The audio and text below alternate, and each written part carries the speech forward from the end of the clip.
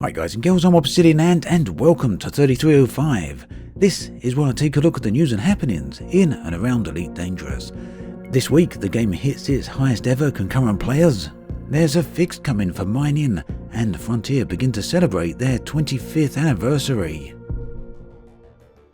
Frontier is 25 years old. This month the company is celebrating that milestone with a bunch of game related live streams and other activities.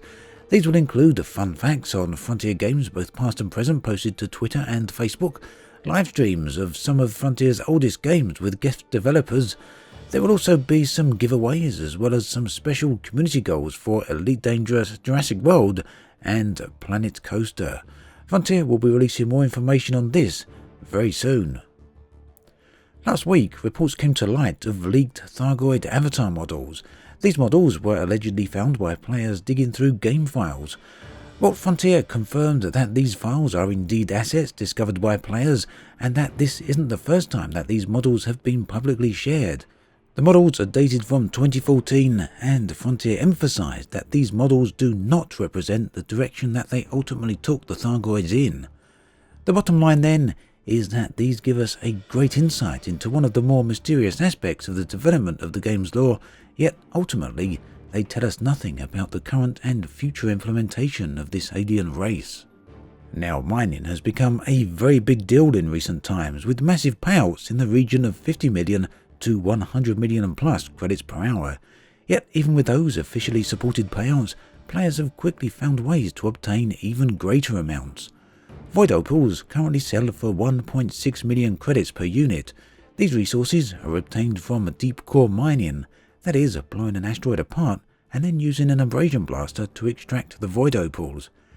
However, it turns out that whilst one abrasion blaster will gain you a single void opal fragment, 2 abrasion blasters will give you 2 fragments, and it doesn't stop there. 3 blasters will give you 3 fragments, 4 blasters will give you 4 fragments, and so on. This of course means it's possible to make even greater amounts of money.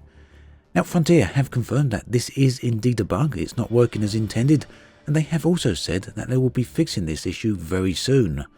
But unlike previous high payout bugs, fixing this issue is not a deal breaker. Void opals will continue to pay 1.6 million credits per unit as long as you go to the right system and the right station, and that means that players will still be able to earn huge amounts of money. Discussing Steam numbers can sometimes be a controversial subject in certain quarters of the internet. However, regardless of how accurate you feel Steam stats actually are, one thing is likely to be very true, and that is that the stats do reflect a trend. With that said, the past 30 days on Steam currently show Elite Dangerous as having the highest concurrent players ever. The previous high was January 2018 at 7,046 concurrent players. The new high sits at 7,406 concurrent players. The 24-hour peak also sits at well over 12,000 players. Keep in mind then that these stats only show players that open the Elite launcher from Steam. It doesn't show Frontier purchased copies of the game or Oculus Store copies, nor does it show PlayStation 4 or Xbox versions of the game. In short then, what we can determine from this is that Chapter 4 has brought back a lot of players, and what's more, they seem to be sticking with the game. There was a spike in players with the launch of Chapter 4, and for the most part, most of those players seem to have remained, which is good indeed.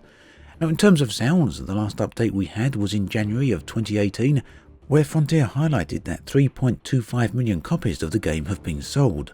A year later, it would perhaps be nice to have an updated number. It would be pretty interesting to see that. But despite the lack of additional information, and despite all the lack of numbers that Steam may or may not show, what it does show is that Elite is currently doing very well indeed. Now, here's a quick reminder for Distant Worlds 2. This massive player-run exploration expedition is due to depart on the 13th of January. Dr. Kai, one of the event organisers, has now posted a launch times information to Twitter. The Distant Worlds 2 fleet will be meeting in the Polini system at the Distant Worlds 3302 tourist beacon. Launch time will be at 8 PM UTC for European players, 1 AM UTC for USA players, and 10 o'clock in the morning, 10 AM UTC for Australian players, and this of course will be a Monday for Australians.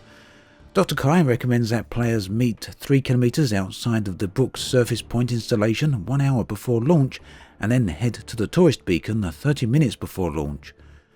For all details and information, do check out the forum threads linked in the video description below.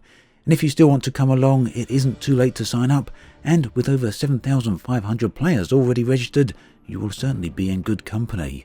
I will be there myself, so I look forward to seeing you all there. And that then brings us to an end of this episode of 3305. As always, thanks for watching, and I'll catch you guys and girls next time.